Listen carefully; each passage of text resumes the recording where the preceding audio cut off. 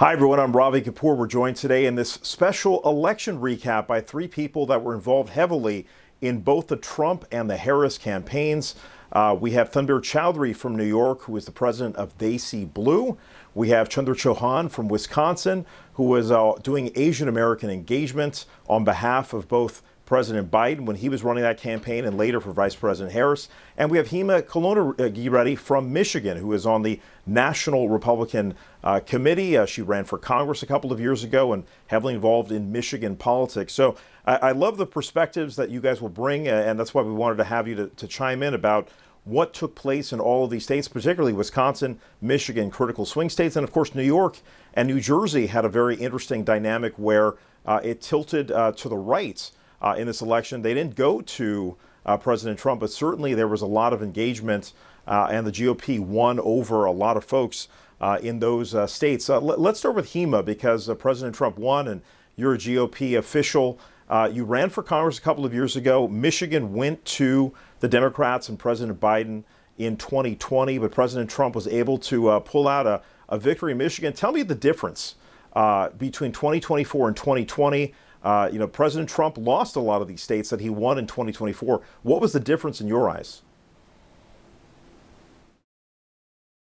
Well, if you ask me, there could be a lot of things that we could say. 2020 was an anomaly. I guess the elections were, I would not think they were like really fair in many ways because of this COVID hitting us hard, not knowing how to deal with all these sudden absentee ballot levels that we never had before. Nobody was prepared for it because Republicans traditionally never vote absentee. So we were all like not sure what was happening. Millions of ballots were sent out to places that didn't even exist.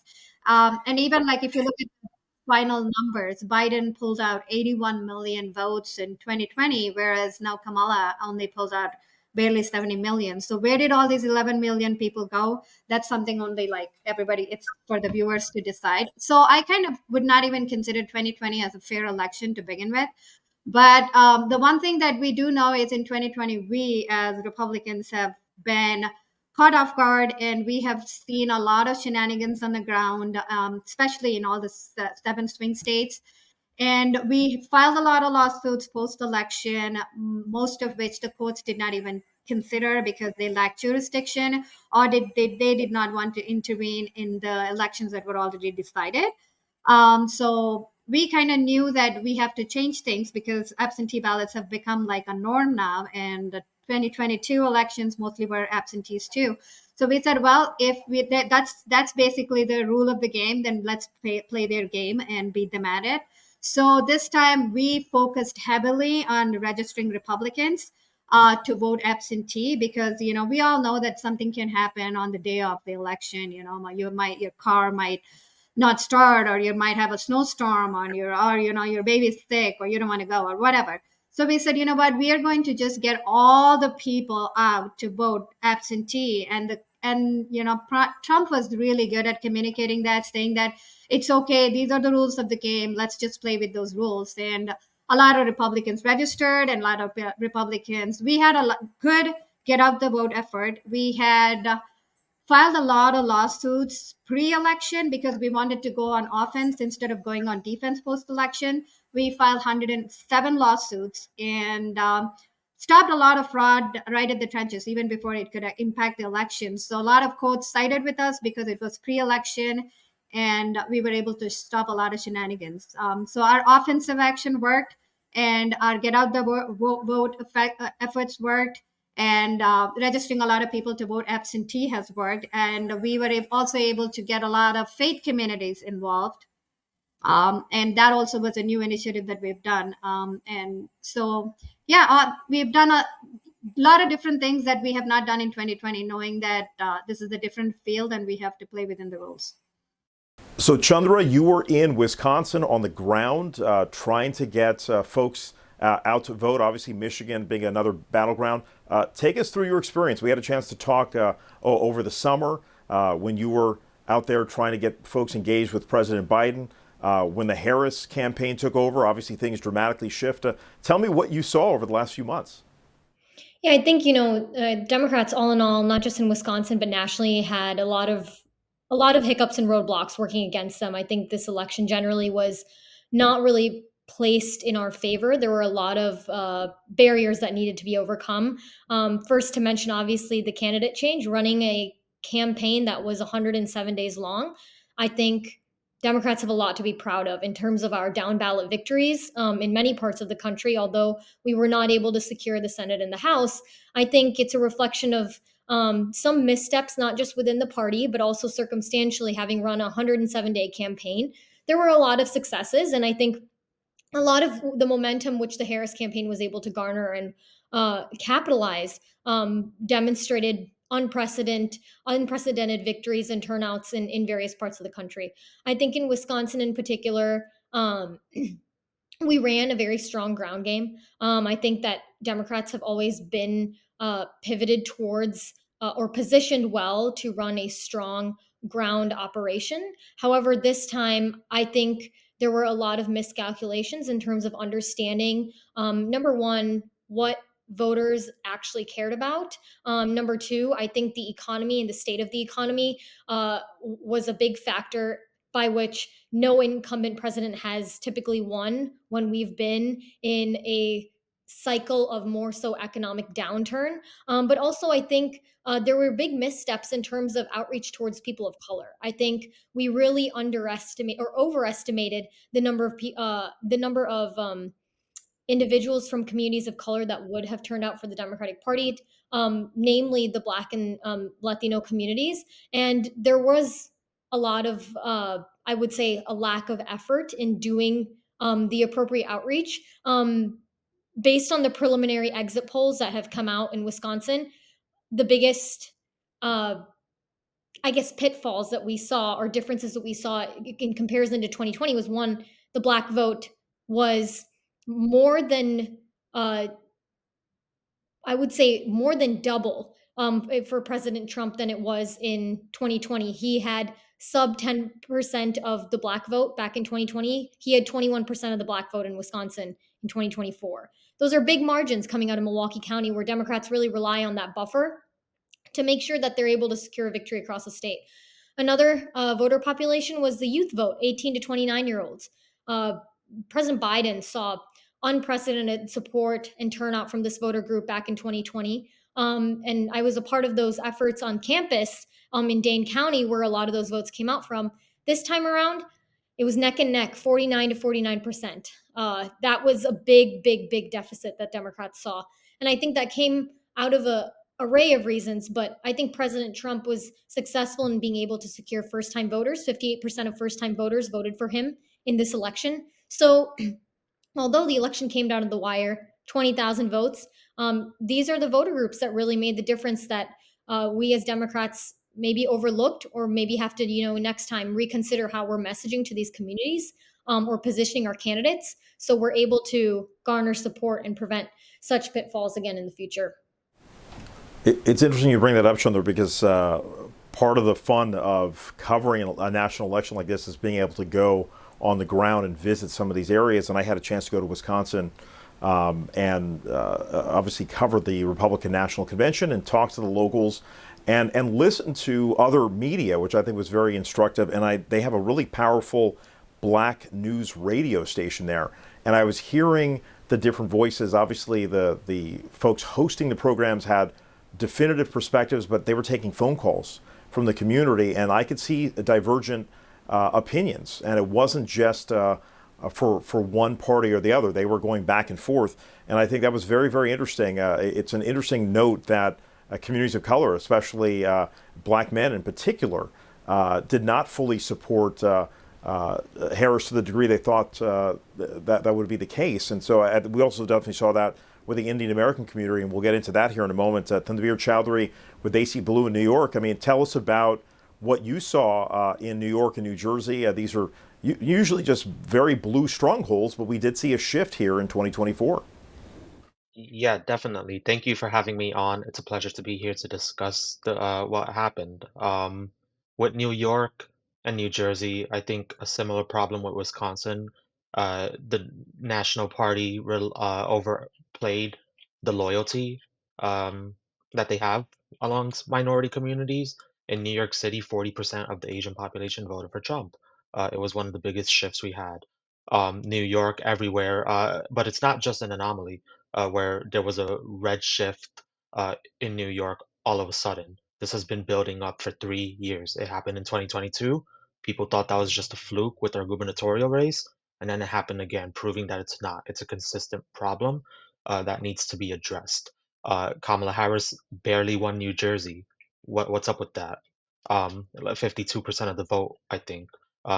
Final numbers pending, but New York, New Jersey, much closer than anyone thought a presidential race would be for the Democratic nominee. To the point where now New York Democrats are on the defense about 2026. Our statewide race, we have the gubernatorial race here again in 2026. People are sounding the alarm already. But that being said, what we saw in New York, I think in New York we did a lot of things right.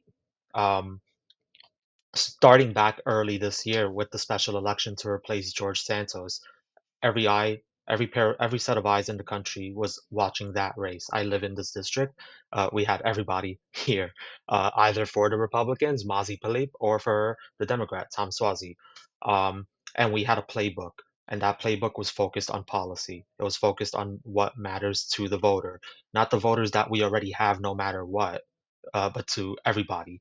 So what do I mean by that? I mean reproductive rights are a very important issue, but it's a very important issue amongst Democrats. Independents and conservatives who are swayable, not necessarily. Economy and immigration, border security were the top two issues in those demographics that we needed to pull over to win, not the people we already had. So we did that across the state, from Suffolk County to Syracuse for our House candidates. We focused on policy, how we're going to secure the border, because we do have a border issue. That's, not going to sit here and deny that or play partisan politics for the sake of denying that there is a problem. Any Republican legislator who says there's a problem at the border, by all means, I'll agree with it. But how are we going to address it meaningfully? So that's kind of the question that we took on as we went to people's doors. Economy, 4 years ago, unfortunately, a lot of people don't understand the nuance of how Washington, D.C. works, and it's kind of designed that way to be very confusing and to leave regular people out of it, sure. Um, but economy, people feel like they have less money and less stability and security than they did 4 years ago. So voter emotion at the end of the day is the biggest driving force in how they're going to vote. And their emotion in this election was we had more money when Donald Trump was in the White House. We have less money with Joe Biden in the White House. And a lot of people saw Vice President Harris. Um, Unfortunately, a lot of them just saw her as a continuation of the Joe Biden presidency, um, even though that wouldn't have been the case, I don't think. You know, and that's pretty much it. So we focused on policy. Uh, I think one of my criticisms with how the campaign played out, and it was a phenomenal campaign for 107 days, mind you, in my opinion, from my perspective, A plus work. I know what it's like to run a short campaign in 2022. Our primary was August 23rd. The general was November 8th. That was 80 something days. And we ran the general election for a House race, and we lost to George Santos, of all people. We had 80 something days, and that was one House seat. This was an entire country. She took over 107 days. She ran a great campaign, but I think the voice of the people was feeling left out in exchange for people like Liz Cheney, Mark Cuban, Oprah Winfrey, celebrity endorsements from people who can't relate to you or I economically. Not now, not for many years, and not ever. So people felt like the messaging was not resonating to them home. We were knocking on doors. We did doors, phone calls. We wrote to voters. We hosted events. We ran one of the largest, most active South Asian outreach campaigns across the state. And we saw a lot of ticket splitting because people, if we went to them and said, here's why you should vote for Tom Suozzi, or here's why you should vote for Laura Gillen, their instinctive reaction was, I'm not voting for Democrats because Joe Biden did XYZ. They don't agree with him, or where the direction was going with the border economy. So we had to pivot to our House nominees, and we were like, well, here's what Tom has done in Congress. Here's what Laura has done as Hempstead Town Supervisor to lower taxes, to make it safer. Now, so we focused on that, and it won them over. They were not voting for Kamala Harris or Tim Walz. Unfortunately, you could tell when someone can be moved on these things and when they can't. If they can't, move on, focus on the candidate you're there for, the down ballot, take whatever you could get. That's what we did. That's how we won both of our battleground House seats, and we flipped three more. Um, but a lot of people were upset with the top of the ticket. And a lot of it was misplaced blame too, because, they're like, oh, she's the VP. Why didn't she do? And it's like, understand how the role of the vice president before you ask that question. She didn't have executive authority. But what definitely did not help her was that when she came in as VP, she was assigned by President Biden. Her role in the administration was quote unquote border czar. Um, so that definitely did hurt. So Hima, when you hear both Tanbir and Chandra talk about the strengths of the Democratic campaign and some of the weaknesses, I mean, what are your thoughts? And do you think this was largely about President Trump, given the fact that we had a 4-year track record to measure 2016 to 2020 versus President Biden and of course Vice President Harris for those 4 years? Was that the difference, that we had this ability to measure, or is just Trump just a unique animal that we've never seen before in politics, where he is truly a household name? I think it's about the messaging, right? First of all, like you said, people had an opportunity to compare apples to apples. They had 4 years under Trump, they had 4 years under Biden, and I think the biggest problem is that Democrats did not focus on the issues that were affecting everyday Americans. They just have diminished their entire campaign to the messaging. Like they appeal to they thought like everybody's so simple minded that as long as you appeal to all women care about abortion, all black people only care about handouts and not hand up, and all immigrants only care about immigration, illegal immigration is also included in that. And this kind of thinking is what got them into where they are today, because people, although they are not as active as we are, like on the screen on everyday issues, they feel the pain when they go to the grocery store. They feel the fear, like to send your daughter out for running. They are afraid of their safety. Every single neighborhood is affected by these transnational crimes. I mean, I used to think I live in a very safe neighborhood. We have had this like series of transnational criminals like attacking all these high-end homes, and now everybody is like running around trying to get more, they upgrade their security systems everywhere and get a couple of more hound dogs. I'm like, we shouldn't be living like that in this country. But for Democrats to ignore the animal of their own creation, they ignored it completely and focused on the campaign of joy. And when people keep saying that 107-day campaign, it's their choice. They chose to make it a 107-day campaign. Biden didn't want to drop out. He was pushed out, and they inserted Harris, and they thought she has a better chance. Trump is at a disadvantage, if you ask me. He debated Biden. We spent $80 million up until the day Biden dropped out, attacking Biden in all our ads, and then he dropped out, and now we had to reinvent the entire wheel, create all the different ads now to attack Harris and her messaging and her failures, because we had to completely redo our entire engine to go after a different candidate, whereas they had been focused on one candidate from the get-go. So I don't understand how they call that they are at disadvantage of 107 days campaign, which is their own choosing, versus us. We had to actually go against two candidates in the same election cycle and reinvent the entire thing. So we were at more disadvantage. But then the thing that Trump, as you know, you can't beat him. Like he's a guy who literally got shot and got up and said fight, fight, fight. So he's a different animal altogether. I think that site captured a lot of people's attention, because what you do in the face of calamity is actually seen on that stage. Like he was literally hit with a bullet and he got up and fought. And how many people can I say? I mean, I go to shooting range. I can't think of anybody who gets hurt and says like, "Oh, let's fight." No, everybody's like, "Oh, okay, let me go and get a dressing done." But that guy is a fighter, and I think everybody saw it, because that is the kind of fighting spirit we need to bring this country back, from where we are today. I think that kind of and his messaging to all human beings, everybody can relate with every state being a border state, and there is crime everywhere. Your bills are high, and this is all the Biden's creation, right? How did everything become so expensive all of a sudden? And how did gas become like $6, $7? Like this is like, it is all our own doing. And for them to hide from their own making and say that, oh, this is somehow like not the issues that people care about. Let's just continue to peddle the same topics that have always appealed to all young women and Black people, or Latinos, or like Muslims.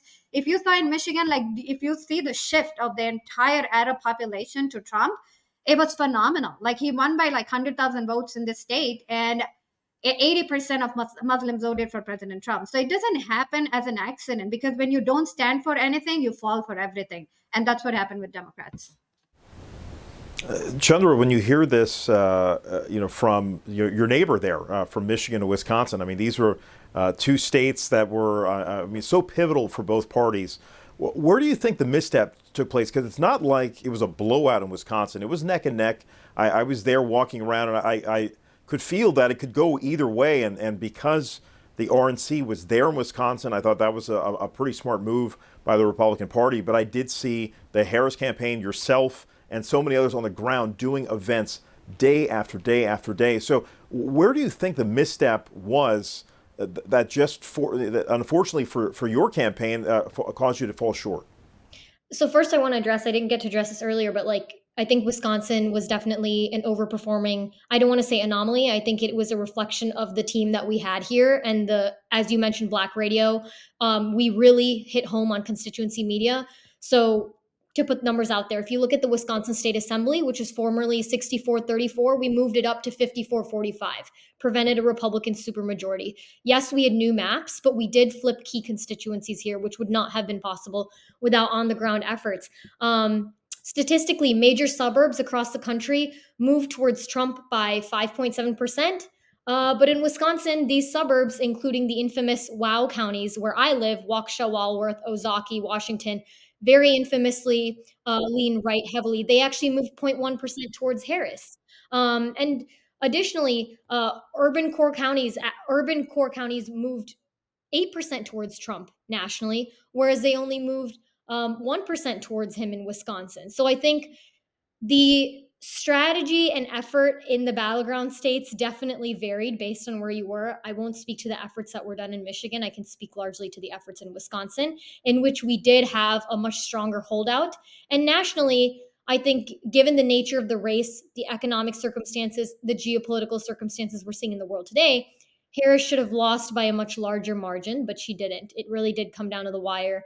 And the fact that we had wins in Michigan, Wisconsin, and Nevada on the Senate level demonstrate what I think Hima was saying very adequately is there was a major misstep in messaging. I think that some of our down ballot races and our candidates were messaging more appropriately, and there was definitely more familiarity with some of these candidates compared to the shift that we had at top of ticket.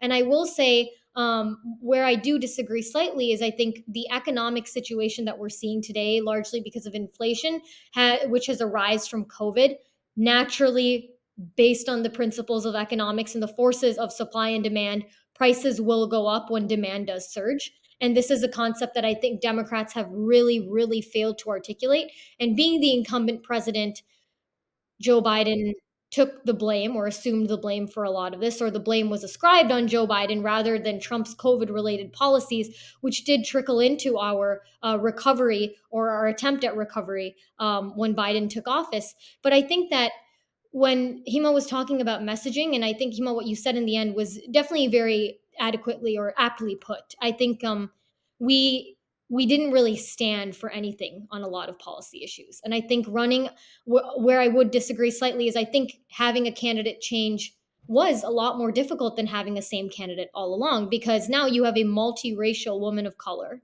who was a vice president. As Tanbir, you mentioned, being a vice president and stepping up to run for president immediately is not very easy, because people are going to want to ask you why you did more when obviously the vice president does not have presidential powers for a given reason, and even congressional powers. So I think it was really hard to build a new identity while also appealing to multiple voter groups and having to scramble and play cleanup on a lot of the policies or positions that people didn't like about Joe Biden. So I think that there definitely was a messaging misstep, and I think it was a lot of running around to identify, what sticks. So throwing a lot on the wall, seeing what's sticking. Unfortunately, a lot didn't stick. I mean, we did make gains with a lot of voter groups that we haven't made gains with before, especially in the moderate right. But I do think that um, we did alienate a lot of people. I think based on global circumstances as well, the Democratic base for a long time has now been seeing a major rift in between. We do not have our solid group of establishment voters, as you would put it, that we've had typically. And I think that that's what caused, the outcomes that we saw top of ticket in all of the battleground states. If I can just add to what Divya just said, Wisconsin, I think, is a very interesting state, right? I mean, it has always been the swingiest of swing states. It's always either won or lost by 20, 30,000 votes. 2016, it was about 20,000 votes that he won. 2020, he lost by 20,000 votes. Now he won by 30,000 votes. I think they always stay within that ballpark. I think Wisconsin is classic example of a swing state. Michigan, on the other hand, we play by 100,000 to 150,000 votes. It can go either way, depending upon, a lot of minority communities that decide to vote one way or the other. So yeah, Wisconsin has always been very, very close. They are always in, between 20,000 to 30,000 votes. And another thing that I want to say, I've heard coming in as a VP of the current administration, the thing that she has not done is distance herself from Biden, because the problem is you can't really you cannot really distance from your the same ticket that you both ran together on. She always was very proud of being the last person in the room that Joe Biden relied on. And even when given an opportunity, the entire 90% of media that sides with Democrats has given her several opportunities to kind of say something that's different, or, separate yourself from, distance yourself from Biden. She said she wouldn't do anything different. So I guess, the thing is, Kamala Harris was never known to be a smart person to begin with. Identity politics had no role to play here. Color, woman, nothing. It was about policies. What are you going to do different to make my life better? And I feel like she failed on an epic proportion in delivering the message because she had no messaging. She was given several opportunities. She thought this whole stardom is going to just get her across the finish line. These are people that get paid to say whatever they have to say. So if you thought that regular people relate with them and actually will take their endorsements to switch their vote, I think Democrats need to learn. They haven't learned it in 2016 when Hillary Clinton had all this, the stardom on the stage every single meeting. It does not work. Regular people, yeah, they watch their shows, they go to their shows, but then they really don't want them to be the example in their real life, because these people are billionaires. They have nothing that we can relate with them. So yeah, to think that this you to run a campaign with $2 billion and still lose, how do you do that? I just cannot even understand. We spent $100 million on Joe Biden, and then we spent the rest $200 million on Kamala Harris. With $300 million, we won the race. It is not about money, it is about messaging and the Yeah, messenger I too. Yeah, I want to actually agree on a few things there. Messaging could have gone a lot better. Like I said before, it wasn't there. There was zero, next to no distinction or like assuring any hesitant voter that Kamala Harris would not be a continuation of the Biden presidency. And I think that's where a lot went wrong, one. Um, and secondly, like she just said, like Hima just said, being being being the party or the campaign that parades around celebrity endorsements, celebrity culture, Mark Cuban, Oprah Winfrey, Anne Hathaway. I love Anne Hathaway, but parading her around as an endorsement, Whoopi Goldberg, and then not for nothing, for whatever this was supposed to be worth to whoever thought it was a bright idea, Liz Cheney. Uh, you know, whoever thought that was a bright idea and worth the time, uh, horrible miscalculation there. But to parade these people around, like Mark Cuban, he's a shark on Shark Tank. He's telling us who to vote for to make our lives better. What does he know about my life? What does he know about your life? So that Kamala Harris's campaign having these celebrities be surrogates, be her messengers, that just was not the right call. Money money, Democrats did have the money advantage and the field advantage, and the results still ended up being what they are. There is like a harsher uh, reflection to be had when it comes to that. But that's so I agree on those 2 points. I also think, and I think one point that we haven't really underscored here, which I think the Republicans did a phenomenal job, and I think all people working in campaigns these next 4 years are really going to have to consider this. Field is no longer an effective organizing apparatus as digital is going to be, and as digital was. We had the older candidate on the ballot going out and doing these more real, spontaneous digital engagements with whether it's influencers, whether it's people on podcasts, commentators like Joe Rogan, right?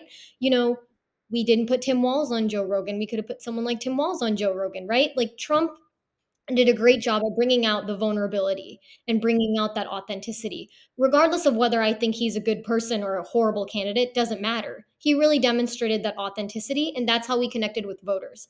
I think we really underestimated the power and ability for digital campaigning and digital strategy to be able to flip this race. The voters, the so-called undecided voters that we were trying to reach by knocking doors, weren't at the doors. They were online on social media, following people like Joe Rogan.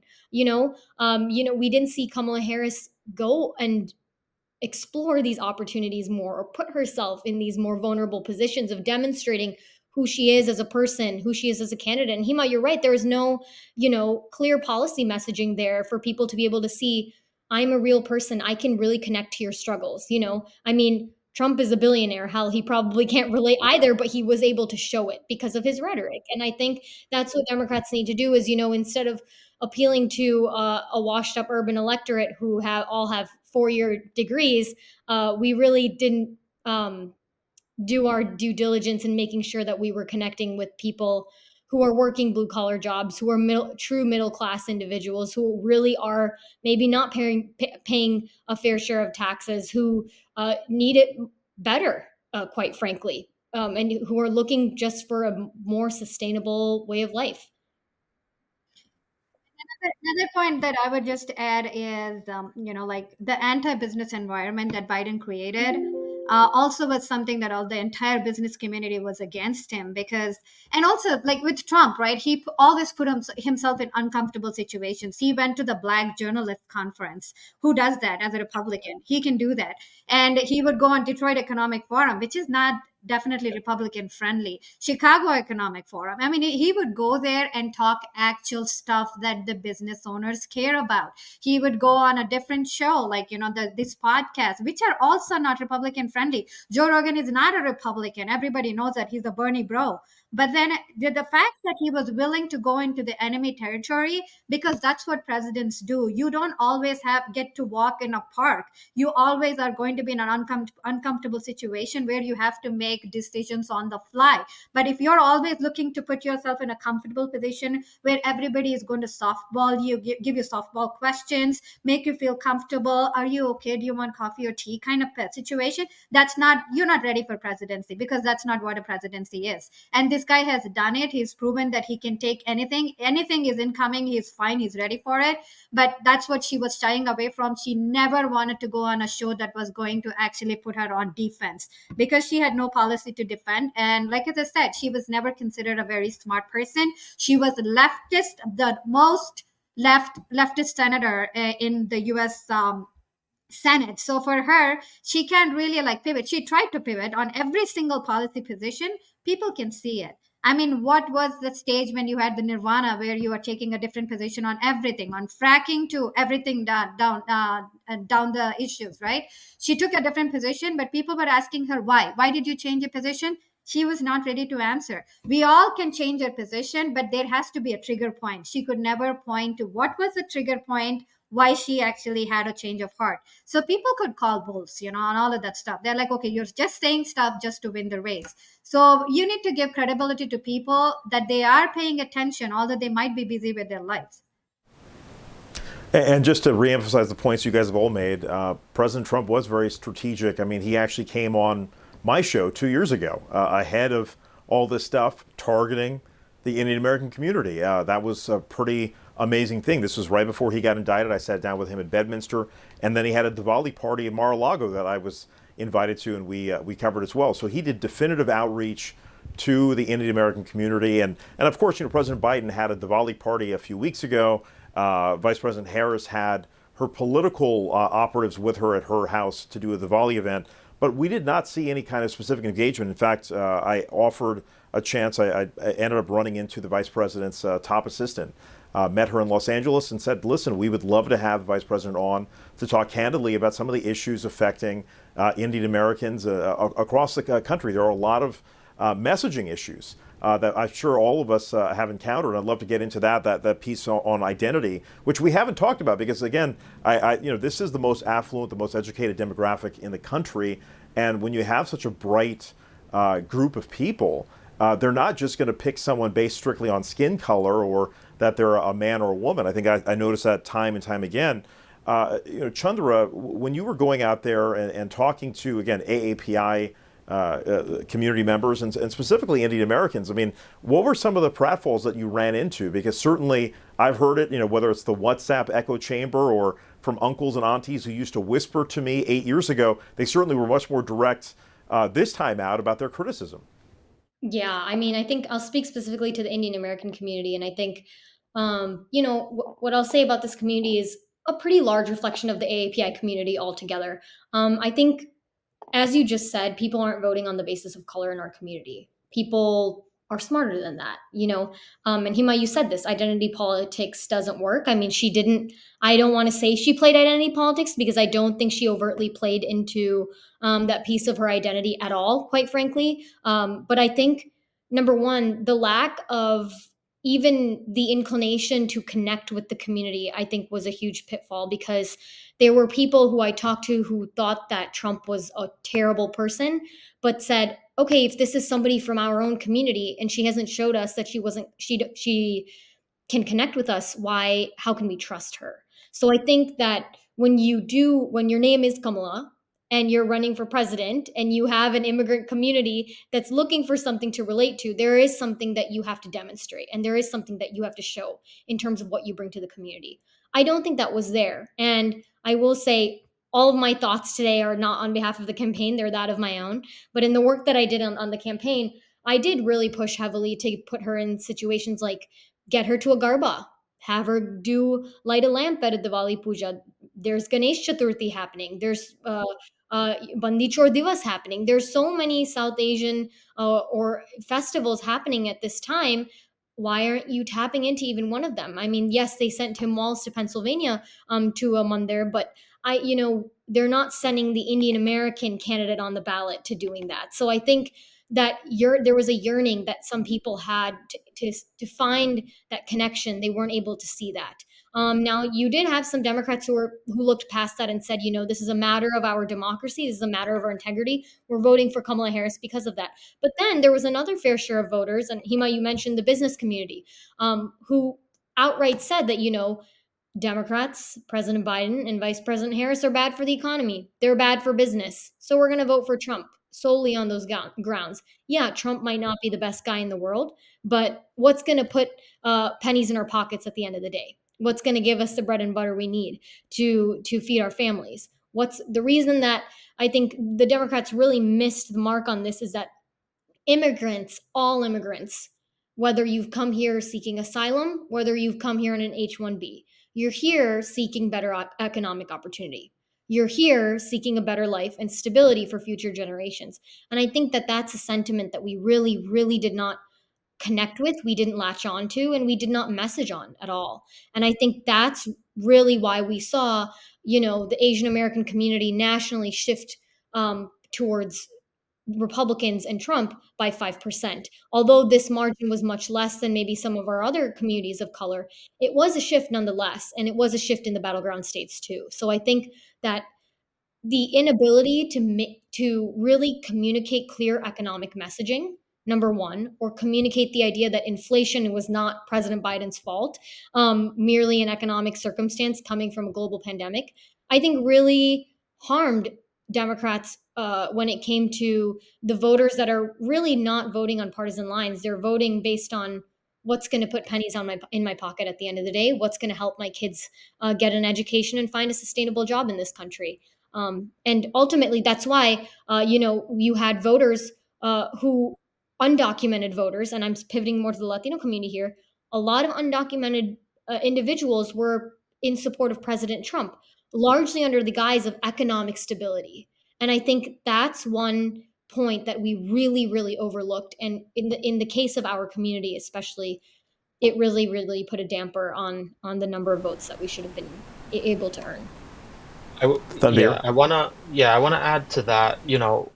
Democrats ceded ground on a lot of the deeper details that just needed to be discussed. Economy was the biggest issue. Immigration security was the second biggest issue. But one of the key things the National Party played at was reproductive rights, which, by all means is important. Could agree to disagree here with some people, but it's important, but they played on that, and like the voters who care passionately about that, pro reproductive rights, pro choice, they were already voting for Kamala Harris in the first place. There's zero need to continue hammering on that message, it neglecting economy and border, because on the border issue, I feel like that and economy were the biggest ones, especially border, oddly enough. But the border security issue was a huge issue with minority communities too.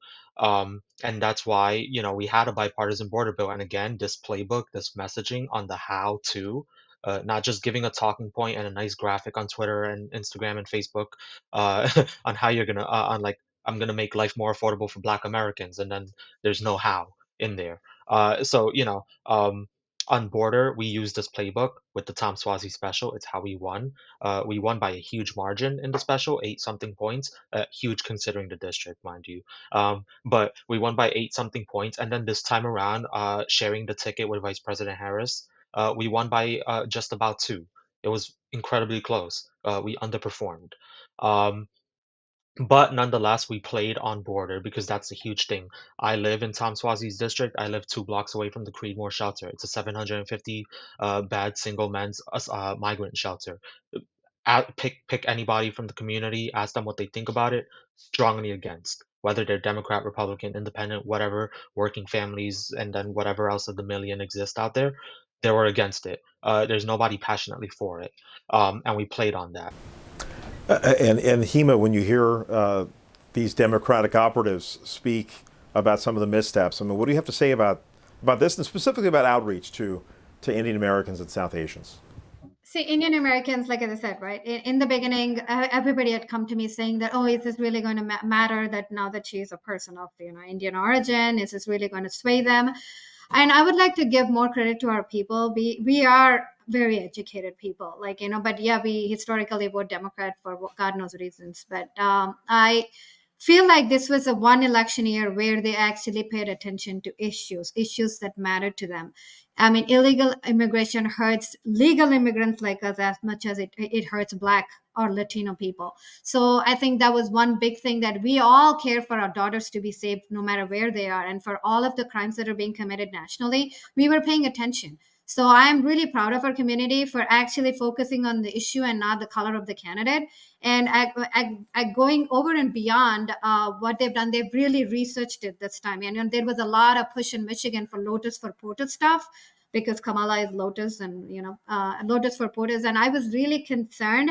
But then for us to see that it did not really even make a dent that she was of Indian origin, and then everybody. We had double-digit shift in the Indian community votes in Michigan, and Muslim Americans. We have the largest, number of Muslims in Michigan.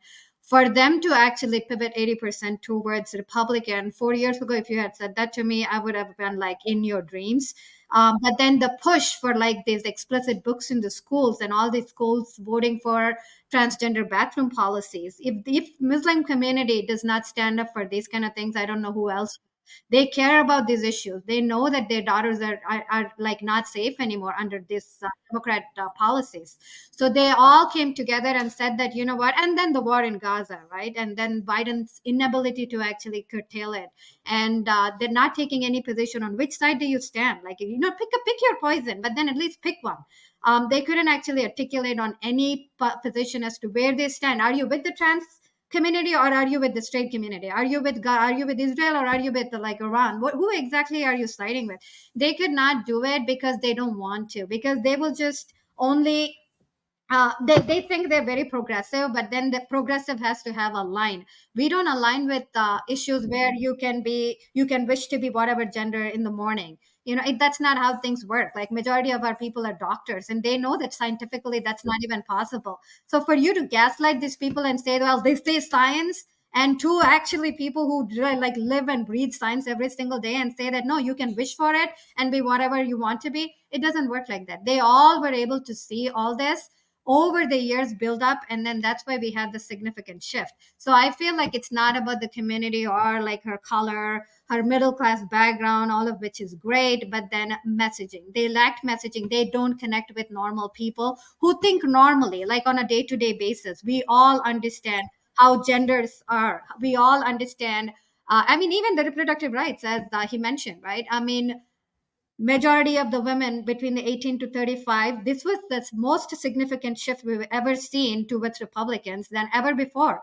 And although post Roe v. Wade, who thought this was possible? Because everybody cares about kitchen table issues. If you can put food on your table, who cares whether you can get an abortion or not? And Trump was very clear, I'm not going to actually federally ban it. Federally, nobody can do anything, neither the Republicans or the Democrats. We don't have the votes. You need 60 votes to get anything done. Even 50 years ago, that was not possible. That's why they had to go to the court and legislate it through the court, because they could not get it through the legislature. I think people saw this, that, now this rhetoric needs to stop. You're gaslighting us, saying that this matters to you, but when you can ignore everything else, whether you eat or drink, or, whether you're safe or not, abortion is one thing that you should care about. No, even women kind of stood against that and said that, no, I think I first need to make sure every other kitchen table issue is addressed before I actually start thinking about abortion. And again, for them to pander to the base, that was for them the most important issue being abortion, which I can't wrap my brain around. When everything is falling apart, you think abortion is the number one issue for you. I can't relate with that, but maybe there is some certain sect of population that they do. But for them to actually completely focus on that, saying that if you as men do not support that position, then you are a very bad man, and attacking the masculinity, anybody with testosterone is a bad guy, all of that, people just kind of got sick and tired of being gaslit, and that's why they I just every single demographic pivoted towards Republicans this time. Yeah, I would just say, as the only male panelist here, I didn't feel the Democrats necessarily berated me based off my gender. But that being said, when it comes to South Asian outreach, Hima hit the points. It tends to be a conservative, moderate bloc that just were not being heard.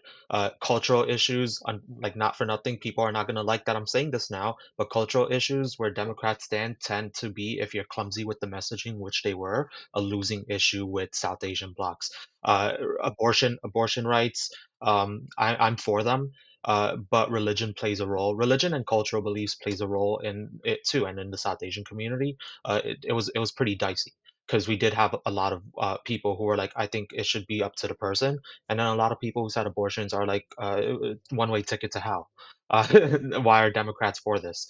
And then the LGBTQ issue, transgender issue, that was just you go to a South Asian household, you go to a South Asian auntie, uncle, and you pitch that to them, they're gonna think you're a joke. That's harshly put, but that's how it is. So the priorities in messaging, and I said this earlier, I don't know if Hima agrees or not, but um, Democrats, the biggest issue amongst Democratic voters, at least one of the top two, was abortion rights.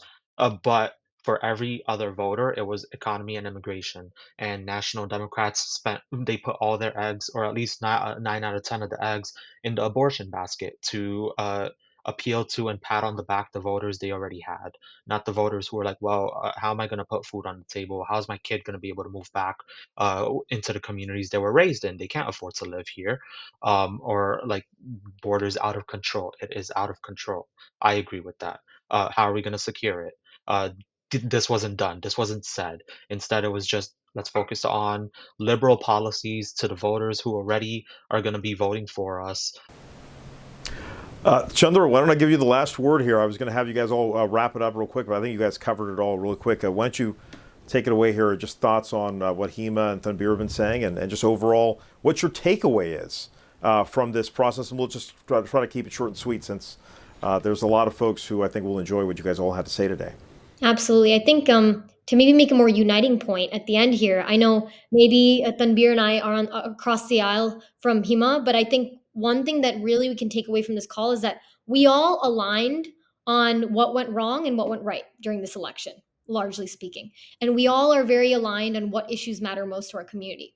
And I hope that one thing I will say very critically of President Trump is he does pose a big threat to our democracy. I will say that in his messaging, no matter how successful he did oversimplify a lot of issues, and he did bring to the forefront a lot of dangers to the very fabric of what it means to live in a democracy. And whether we agree on that or we don't agree on that with respect to him as a candidate, I think there is an opportunity that I hope we can see arise within our community to build bridges on issues, to focus less on the candidate but more on the policy. So maybe it's coming together with people like Hima to understand that in certain localities, what specifically with regards to the economy is something that we can message on to our community. And I would hope that into the future we can reach across the aisle and identify that since there is obviously alignment on what issues matters most, how can we collectively advocate for this community? How can we collectively be more effective voices for our community and lobby to these candidates so they can be more aware and more appraised of what our community needs and advocate for that more overtly, no matter who that candidate ends up being. So I'm glad to see that there is definitely consensus on what went wrong, what went right, why we saw the outcome we saw, and the issues that definitely matter. And I hope that going into the future, we can talk more about what do we want to see from our elected officials, whether you're a Democrat or a Republican, to hold them accountable and make sure we're upholding our democratic principles in the Constitution. Social issues aside, political issues aside, what does it mean to protect the U.S. Constitution? What does it mean to be an American? Hima, you get the last word. Thank you so much for being great sports about it. Obviously, this is very partisan. We're all very divided. But then, yes, like Divya said, we all agree on what needs to be done for our community because we are legal immigrants. We are very socially conservative. Whichever candidate it is, they need to understand that they need to be somewhere in the middle. Extreme right is not going to fly with us, just like how the extreme left does not fly with us. So if the candidates can't understand that, majority of the country is in the middle. 30% will always vote Democrat, 30% will always vote Republican. So President Trump did not spend a lot of time on talking about pro-life issues or gun rights issues, which appeal to the base, like Democrats did to their base by talking about abortion. We need to understand how do we get the consensus of the 40% people that are in the middle that actually swing based on the candidate and the policies. So as long as we don't relate with this particular population, the demographics 40% where they are and what matters to them, and there will be no candidate that will win without this 40%. So I think as a community, we need to lobby to our legislators, to whoever is in power, whichever party we belong to. I do this often saying that, you need to engage with your community, understand where we are. And we've done that effectively, really, really well this time around. Because if you see, even in New Jersey, like the shift that happened in New Jersey in the Indian community would have never been possible if it was any other candidate. Trump is great at relating with where you are. He will come to where you are. But then the Democrats focused a lot of their energy saying, oh, he's so bad. He's threat to democracy. It's from 2015 I've been hearing this. And we had 4 years of administration under him, and I didn't know how he was a threat to democracy. Life was great under President Trump. So I think people can actually look past the rhetoric. You can win an election calling the other side bad and we are good, but you need to show work for it. What do you have to show for it? Like for 4 years, definitely of Biden did not show that you guys have any better policy position. So I think every candidate needs to understand who our audience is, and all the parties, both sides of the parties, have to focus on the 40% that is right in the middle. Majority of the country is in the middle, and as long as we can find that happy medium and the policies that will appeal to them, only that party can move forward. Hima, Kolanagireddy, Chandra, Chouhan, Tanbir, Chowdhury, thank you all so much for joining us. And just to leave you with one little nugget here, when President Biden decided to not pursue a second term, with the Indian American community, he had lost about 30 points from just the last cycle. And if you go back, going back to Hillary Clinton had almost 80% of Indian Americans locked up in 2016. Biden was down to 46%, so that's that 30-point delta. Harris, according to AAPI data, brought that up 23 points.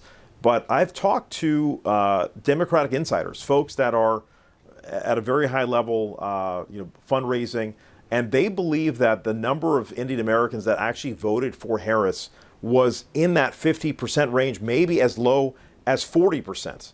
If that is the case, which again, I can't say definitively, but I trust the source, but we're not going to report it, but I'll tell you this right now to our audience.